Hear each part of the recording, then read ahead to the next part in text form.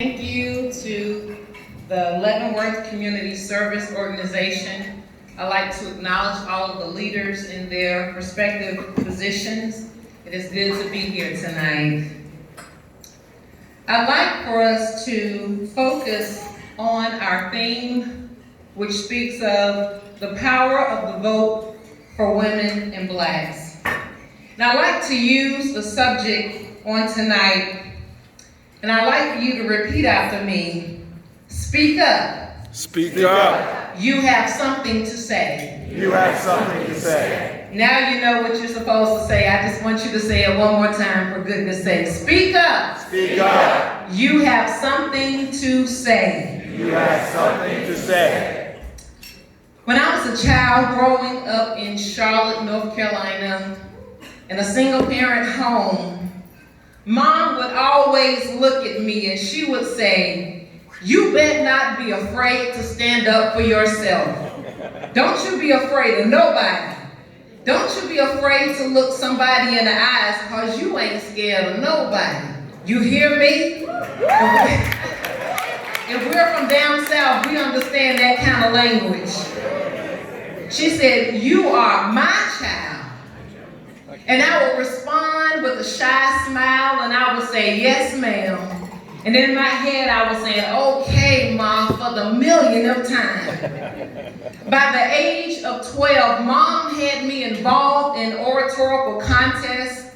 I was shaking in my boots because she wanted to instill that confidence within me. I was so afraid. At the age of 12, I couldn't understand for the life of me why she would put me through that nightmare. But as I got older and understood my purpose, I realized that it was a part of the plan that God had for me. You see, God always has a plan for his purpose. And for God's plan, he gave me what I needed for my journey, so that I could help others get what they needed on their journey. She sensed that one day I would not only have to speak up for myself, but that I'd be put in a position to advocate for others. It was always a part of the plan. You see, God always has a purpose and a plan. God always prepositions people to help us carry out that plan. And I'm so thankful for those men and women who answered the call, bearing heavy burdens and risking their lives for the rights and the freedoms of others. They dared to remain silent in the face of injustice because they knew they had to speak up for themselves and also for the generations to come. They had conviction. They couldn't shake the weight of the responsibility to answer the call, to be a voice. Because all of our lives, those of us who are sitting in this room today, all of our lives depended on their willingness to do something.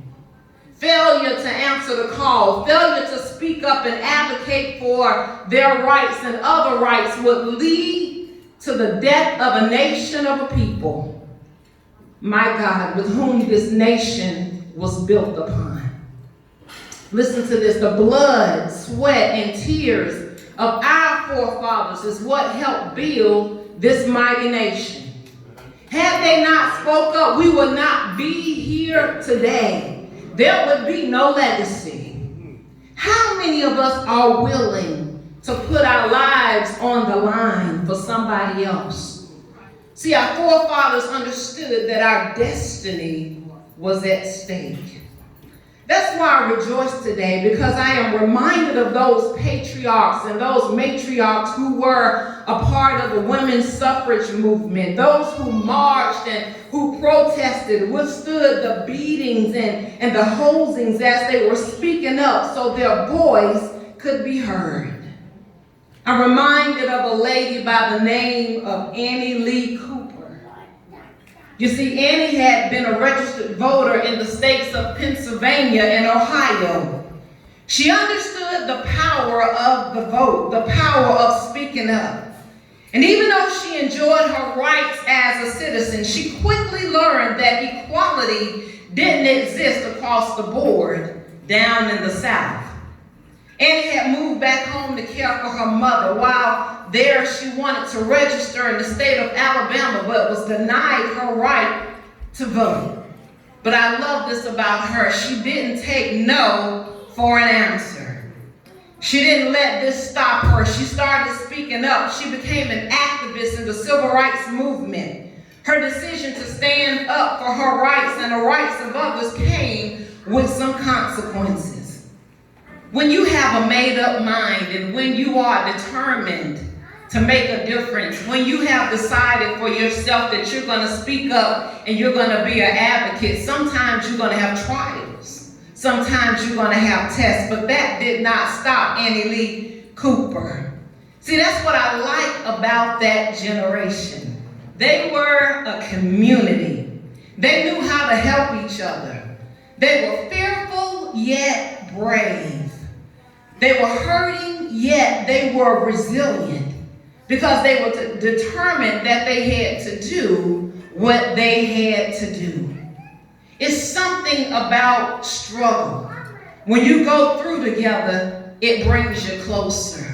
As I was meditating on this, I just got tickled about growing up in the South, and I remember back in our day, you could leave the doors open and you didn't have to worry about people coming in your house. I remember if my mom was baking something, she said, baby, I need you to go across the street and get a little sugar from Sister Annie. I need you to go get an egg and tell her when I go to the grocery store, I'll return the favor. We were a community. It's something about when you stand together through struggle. It brings us together. I long for those days and to see that again. Annie was fired from her job as a nurse, and she had to go work as a clerk in a motel. Even though she lost her job, she knew that something had to give. In other words, for the young people, the juice was worth the squeeze. The songwriter Fantasia says, sometimes you've got to lose to win again. Temporary sacrifices for long-term gains. In 1965, she stood in line for hours to register to vote when a sheriff ordered her to vacate the premises. The sheriff prodded Cooper in the neck with a club until Cooper turned around and hit the sheriff on the jaw, knocking him down. She was then arrested, beaten, charged, and jailed. But guess what? She didn't give up. Annie Lee stood up for her rights and eventually became a registered voter in her own hometown.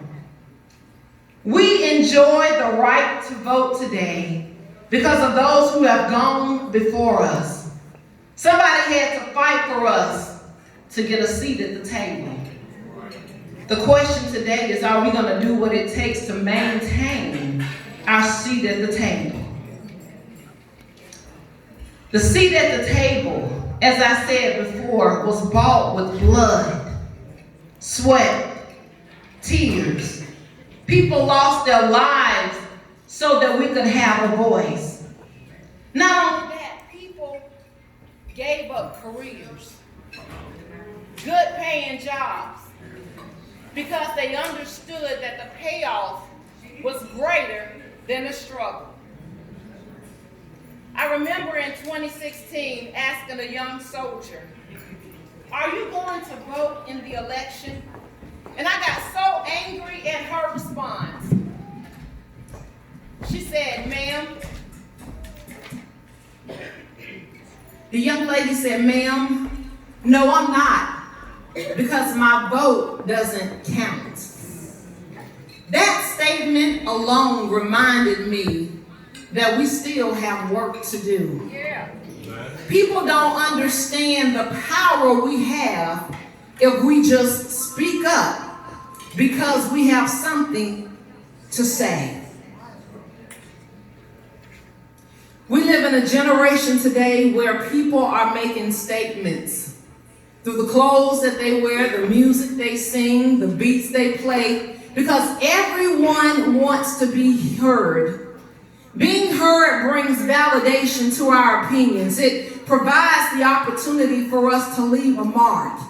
Yet too often, there are some who will take on the challenge and speak up while still others wrestle with affecting change. I have a question for you. How many times have we been in a position to speak up about something that wasn't right? For example, the time when everyone was feeling the same way.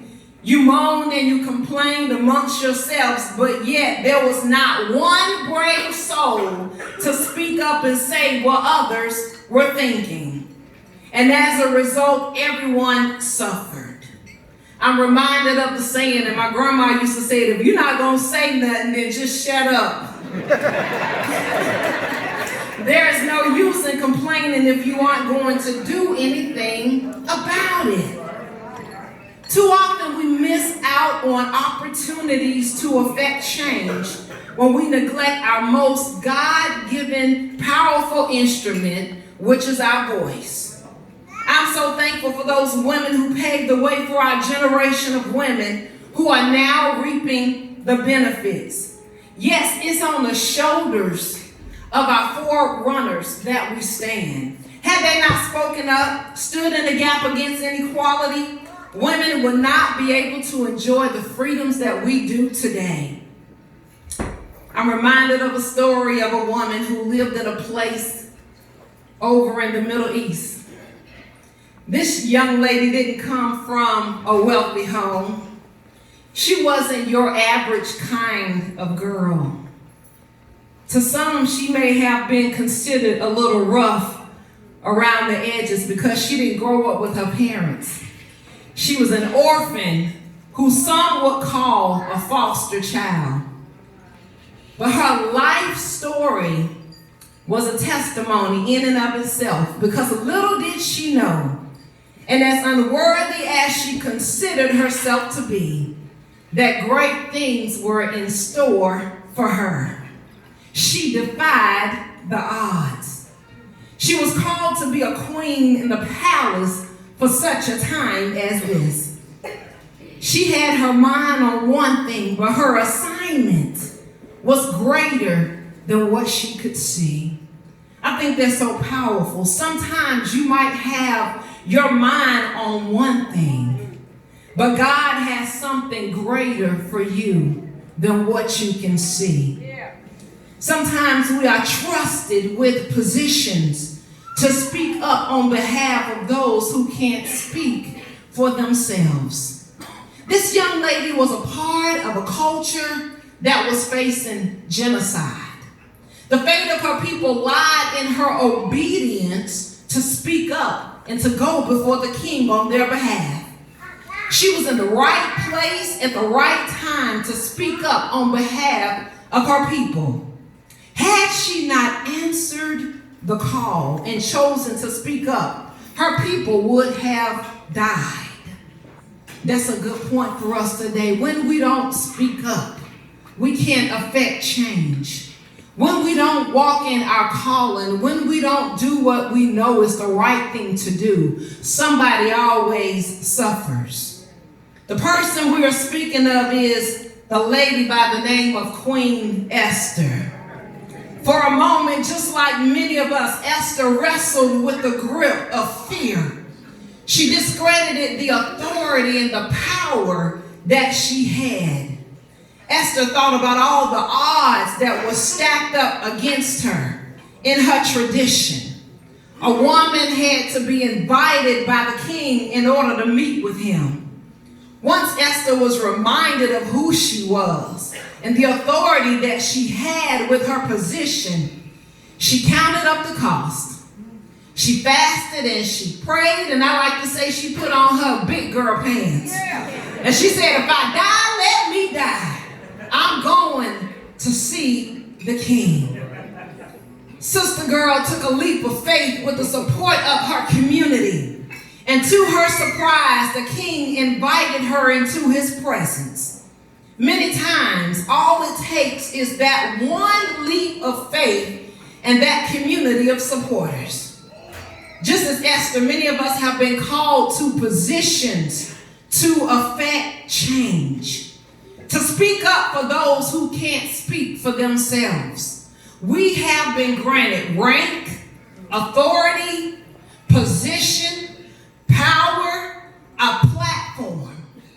But we must remember the blessings are not just for us to enjoy, but it's for us to pass along. We must set the next generation up for success. Who's thinking about the next generation? Are we willing to sacrifice? The question today is, what are you doing? What is your contribution to change? Esther was able to use her position to save a whole generation of people from dying. Just think about how many people you could save if you just spoke up right where you are. Just think about how many people you could save from making the wrong decisions, from going the wrong way. Had I not said anything to that young lady that didn't understand about voting, then she wouldn't have understood that her decision was not the right decision. Thank God we live in a country that values the freedom of choice, free speech, and freedom.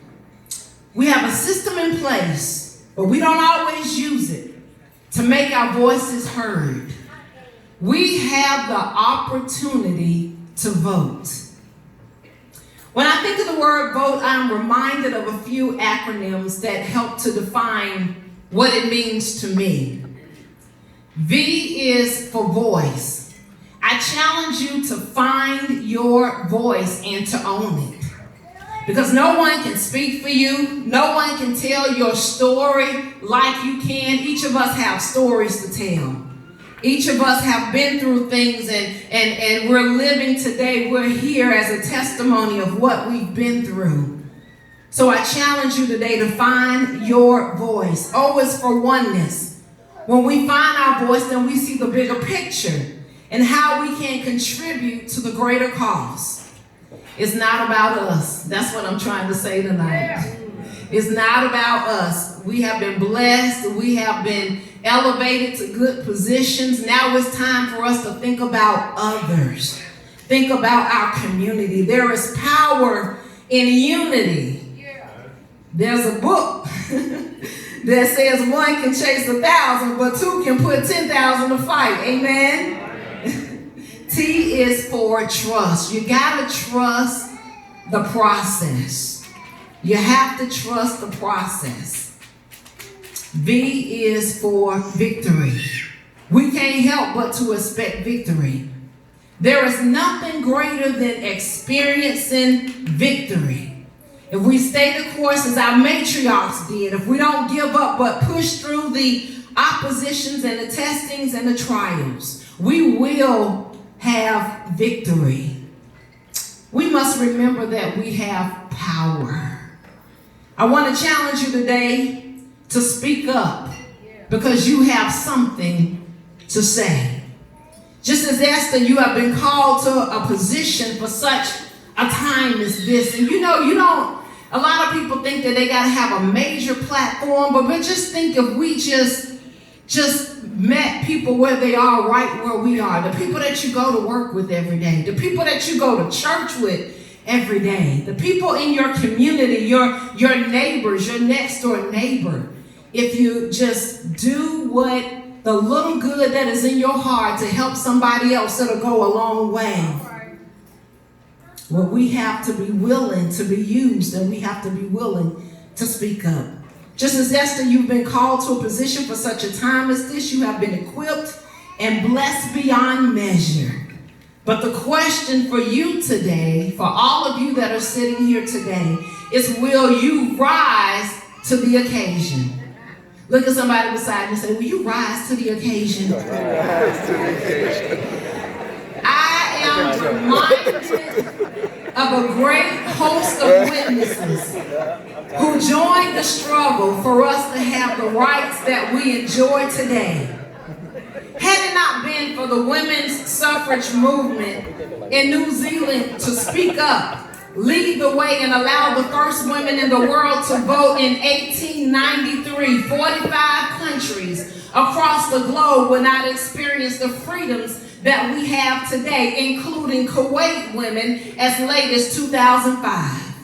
Had it not been for Elizabeth Cady Stanton and Susan Anthony, who found their voice and spoke up, there would be no women's suffrage movement and no women's voter rights in the U.S. today. I'm thankful that they rose to the occasion. Had it not been for Reverend Alice Henderson in July 1974 to speak up and become the first female Army chaplain to serve, I wouldn't be here today. I'm thankful that she rose to the occasion. Had it not been for President Ellen Sirleaf Johnson, who spoke up and became the first female president on the continent of Africa and Liberia, West Africa, we would have lost hope in what seemed impossible. I'm thankful that she rose to the occasion. Had it not been for our parents and our educators and everyone who has ever spoken up for us and believed in us, we wouldn't be here today. We should be thankful that they rose to the occasion for such a time as this. So now the time has come, and the baton is being passed. The question today is, will you rise to the occasion? Speak up, for you have something to say. Repeat after me, speak up. Speak up. You have something to say.